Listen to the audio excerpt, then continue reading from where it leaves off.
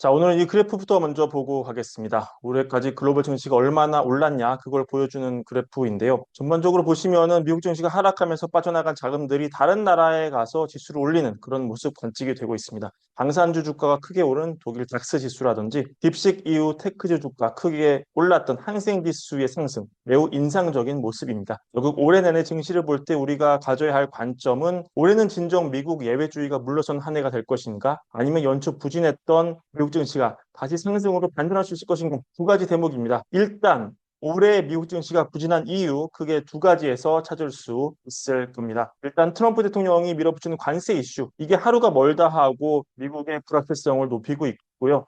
이로 인해서 미국 올해 성장이 크게 꺾일 거라는 공포, 여러 변수가 겹치면서 심지어 GDP 나오는 마이너 성장까지 경고하고 있는 상황입니다. 또 여전히 물가 공포. 다행히도 이번 CPI는 예상보다는 낮게 나왔지만 이번에는 PC가 예상보다 높게 나올 거라는 공포가 여전히 시장에 있기 때문에 쉽지 않을 거라는 전망 나오고 있습니다. 결국 미국 증시가 올해도 올려주려면 트럼프 풋, 파월 풋 둘 중에 하나는 나와야 되는데 둘 다 시장이 기대하기가 쉽지 않은 상황입니다. 단기에 기대하기 쉽지 않습니다. 여기에 증시 대장주인 엔비디아는 딥식 사태 이후 예전만큼 파워가 있지는 않은 상황이고요. 테슬라는 지금 정치적 변동에 휘말려서 주가가 고점 대비 거의 원토막이 난 상황입니다. 특히 독일 같은 경우 94%의 독일인이 테슬라를 사지 않겠다고 설문에서 답하고 있습니다. 자, 그런데 이번 주에 증시 향방을 가르는 여러 가지 이벤트가 펼쳐지는데요. 먼저 그 전에 지금 월가가 매크로를 보는 주류는 뭔가,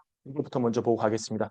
일단 당연히 여러 소수 의견이 있겠습니다만 주류 의견을 보자면, 메인스트림만 보자면 지금 경기 침체를 논하는 것은 조금 시기상조다. 지금은 어디까지나 조정 국면이다. 이게 아직까지는 주류 의견입니다. 그래서 지난번에 월가일보 시간에서도 전해드렸지만 월가 대표 강세론자인 야댕이조차 올해 S&P 500 목표치를 기존 7천에서 6,400으로 내렸습니다. 하지만 설명하기로는 이거는 심취와는 무관하고 다만 지금 불확실성이 굉장히 고조되어 있기 때문에 지금 2월 S&P 500이 최고점을 찍었을 당시 기록적인 밸류에이션, 즉 지수 예측을 어떻게 합니까? 시장이 평가하는 펀더멘털 곱하기 밸류에이션으로 이어지는데, 이 펀더멘털, 즉 시장이 보는 어닝은 그대로인데 지금 곱하기 밸류에이션, 즉 이 곱하기를 하는 변수 밸류에이션을 좀 낮춰야 되는, 예전만큼 줄 수 없는 상황이기 때문에 이거를 좀 내리기 때문에 이걸 7천에서 6,400으로 내렸다, 이런 입장이고요. 지금 카슨 그룹도 전망하기로는 S&P 500이 2월 최고치 대비해서 10% 조정을 받았지만 2차 세계대전 이후에 S&P 500 지수가 총 48번의 조정을 겪었지만 그중 베어마켓으로 넘어간 것은 12번뿐이다. 즉 조정장의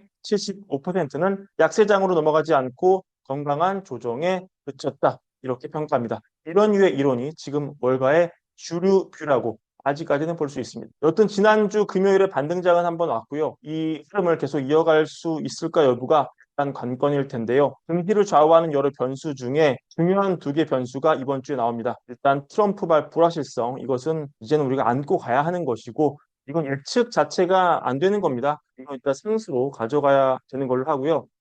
첫 번째 현지 시간 17일부터 열리는 엔비디아 개발자 컨퍼런스 GTC 2025 들 수 있을 겁니다. 18일 젠슨왕 기조연설, 19일 기자 간담회 예정되어 있습니다. 당 시장만큼 지금 젠슨왕 CEO에 몰리는 관심이 큰 건 아닙니다만 여전히 지금 반도체 업황에 대한 관심, AI 생태계에 대한 관심이 여전히 큰 상황이기 때문에 젠슨 황이 여기서 어떤 비전 내놓느냐, 어떤 말 해주느냐에 따라서 단기투심 상당히 흔들릴 수 있습니다. 이게 전체 장에 미치는 영향 상당할 수 있습니다. 두 번째는 역시 19일 열리는 FOMC라고 볼 수 있습니다. 사실은 19일 FOMC 다소간의 함정이 숨어 있습니다. 이번에 금리가 동결된다는 거 자체는 시장이 확신하고 있기 때문에 이거 자체는 뭐 큰 이슈가 아닌데요. 이번에 나오는 점도표, 이 점도표에서 의외의 시장 실망이 나올 수도 있습니다. 왜냐하면 지금 최근에 시장의 투심이 좀 흑화되고 침체 공포가 나오면서 시장이 또 연내 금리 인하 가능성을 세 번 내지 놓은 그런 상황이거든요. 근데 여기서 만약에 점도표가 또 두 번을 고수하게 되면은 의외로 여기서 실망 매물이 좀 나올 가능성도 있습니다. 지금 시장이 불안해서 작은 충격에도 변동이 이렇게 위아래로 심하기 때문에 이 점도표가 의외의 변수가 될 가능성 챙겨가시면 좋겠고요. 또 나오는 경제 전망, 지금 GDP 나와 보시면은 GDP 전망이 아까 보여드렸죠. 굉장히 위축이 됐죠. 그리고 연준 위원이 지금 아마 GDP 예측도 해주겠지만 물가 예측을 또 해줄 텐데 물가 상승률, 기대 인플레, 미시간 기대 인플레 기준으로 어떻게 나왔습니까? 4.9까지. 물론 이거는 정치적 견해가 좀 들어있는 상황입니다만 여튼 높게 나왔습니다. 시장의 물가를 좀 안 좋게 보고 있습니다. 4.9까지 간 상황에서 물가 상승률 어떻게 찍어주느냐? 이런 부분이 굉장히 이 6대1이 시장에 호재될 수 있고 기회도 될 수 있는 그런 상황이라고 볼 수 있습니다. 여튼 전반적으로 시장은 보수적인 낙관주의 유지하고 있습니다. 뱅크 오브 아메리카 최신 자료 보시면은 뱅크 오브 아메리카의 BWIM 글로벌 웰스 앤 인베스트먼트 매니지먼트 이 고객들이 주식에 투자한 자금 흐름을 나타낸 건데요. 굉장히 지금 가이더딥 매수세가 몰렸다는 점 보이고 있습니다. 지난주 보시면 2012년 조사 이후 역사상 세 번째로 큰 규모의 주간 자금이 유입된 것을 여러분 확인할 수 있습니다. 이 얘기는 역시 미국 증시 투김 아직 붙지 않았다는 것을 의미합니다. 그리고 무엇보다 경기 침체 여부가 중요합니다, 여러분. 트럼프 대통령, 특히 이 베센트 재무장관은 아예 경기 침체 가능성을 부정하고 있죠. 그런데 이 골드만삭스가 내놓은 이 그래프 보시면은 1980년 이후 발생한 S&P 500의 10% 조정 이후에 침체가 없었던 경우 짙은 파란색이죠. 1개월 이후 약 2% 정도 수익이죠. 3개월 약 5%, 6개월 약 9%, 12개월, 1년은 약 12% 수익이 나고 있습니다. 즉, 침체가 없다면 조정 이후 S&P 500이 꾸준히 높은 수익률을 쌓아가고 있습니다. 하지만 침체가 나왔던 경우 연한 파란색이죠. 1개월 이후 수익률 하락, 3개월 이후 0% 정도 그러니까 거의 횡보하지만 6개월 이후 조금 반등합니다.